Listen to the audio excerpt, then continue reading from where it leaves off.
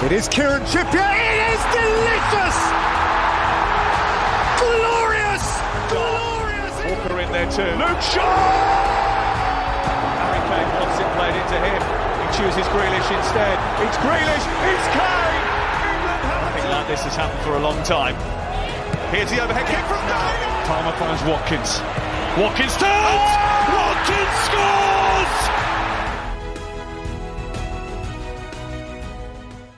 Hello and welcome to the Gate 102 podcast. I hope I find you well.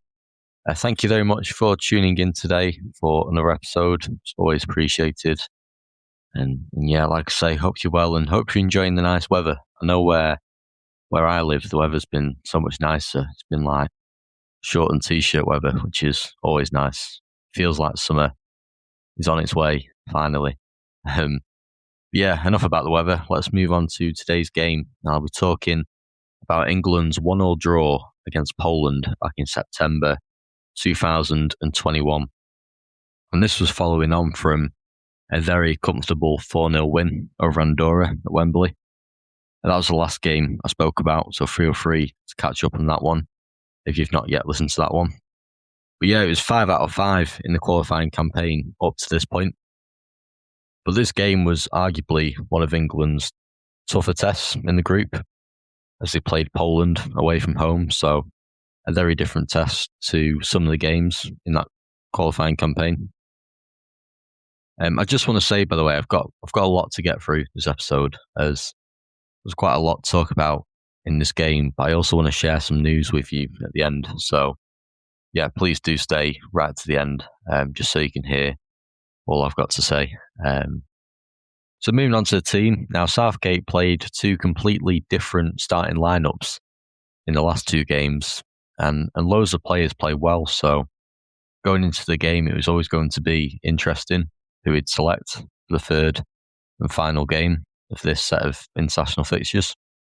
But the team that Gareth selected was actually the exact same team that beat Hungary 4-0 in the first game. So just to remind you, it was Pickford in goal, a back four of Walker, Stones, Maguire and Shaw, two defensive midfielders in Rice and Phillips, and Mason Mount was playing ahead of them in the number 10 position. Grealish was on the left, Sterling on the right, and Captain Kane leading the line up front. By the way, before I go any sort of into more detail about the game, there's a very interesting stat from this game that I found. It turns out England made no substitutions in this game. And that was the first time since the Euro 96 semi-final where England made no substitutions in a match. So I thought that was interesting. Obviously, I wasn't alive during the Euro 96 semi-final, but yeah, England made no subs, and obviously it's not something you see very often in the modern game. But yeah, that was the first time I think that had happened since, in over 20 years.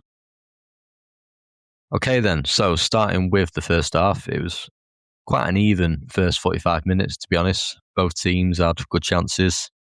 Harry Kane had a header early on, which he potentially could have done better with. That was probably England's best chance. But the other end, Robert Lewandowski, who was definitely Poland's best player at the time, he found himself in a good position where he actually tried to lob Pickford, but Pickford did well, sort of claiming the ball and stopping the striker from scoring. But yeah, there weren't many big opportunities from either team in the first half, but those two chances were probably the pick of the bunch. I think Poland were defending really well, and they made it difficult for England to break them down. But likewise, England were also a really good defensive team. So it's understandable why there weren't so many chances in the game. But in the second half, the game sort of opened up a little bit more. England started to find a few more spaces and a few more gaps opened in Poland's defence. And Jack Grealish almost found the net just 2 minutes into the second half. He came so close to scoring, literally inches away. He had a shot with his left foot that went narrowly wide at the far post. It was a really good effort. Just a shame that it didn't go in because Grealish was still looking for his first international goal at this point in time. But as the second half went on, you got a sense that the goal was coming. And thankfully, in the 72nd minute of the game, the goal did come. And it was Harry Kane with an absolute peach of a goal. The England captain produced a moment of brilliance from outside the box, probably about 25 yards from goal. He unleashed a powerful long-range strike that flew into the net, giving England a 1-0 lead. And the shot almost swerved.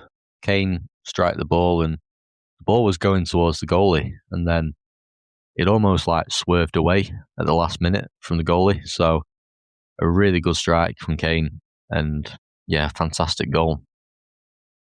But it was great to be in the lead. But after that Kane goal, Poland started to attack with a bit more intent, and he put a lot more pressure on England's defence. And Poland kept pushing, and eventually, the perseverance paid off as they scored a header in stoppage time to salvage a point. And this is a real shame because obviously when Kane scored, you're thinking 20 minutes to go, we can hold on here, but it just wasn't to be. And yeah, just a great cross and a great header. There was nothing England could have done really. And to be fair to Poland, they showed real determination to get back in the game. Just really frustrating from England's point of view. And it meant that the 100% winning record in qualification came to an end. But they remained unbeaten and were still top of the table by 4 points.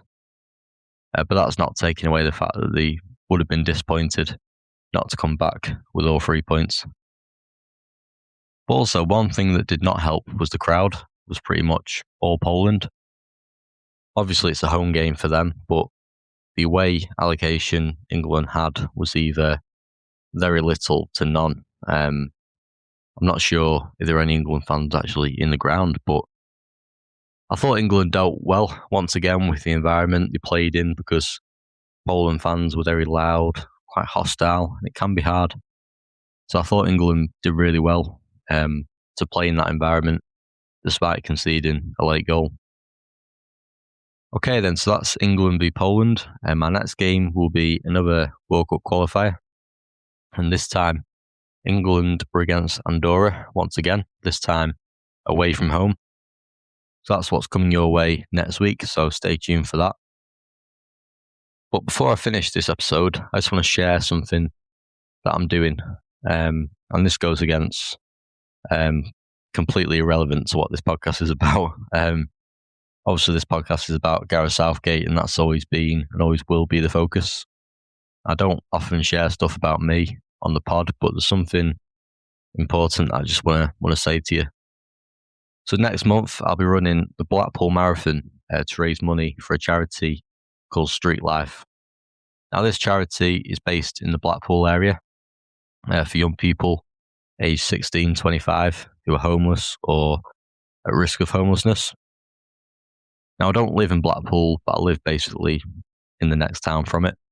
And I go to college in Blackpool, and it's where I was born.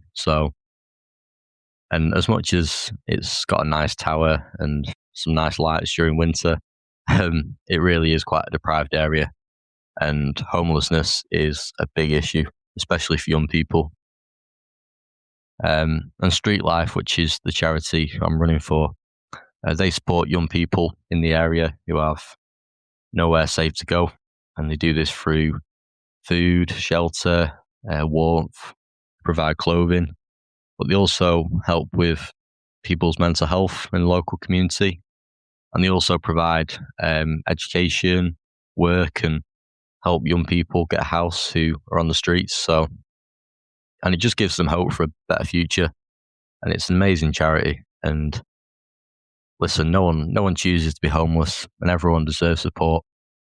I just thought I'd share it because this charity has the ability to change the lives of young people in what is quite a deprived area. And obviously, there's no pressure at all.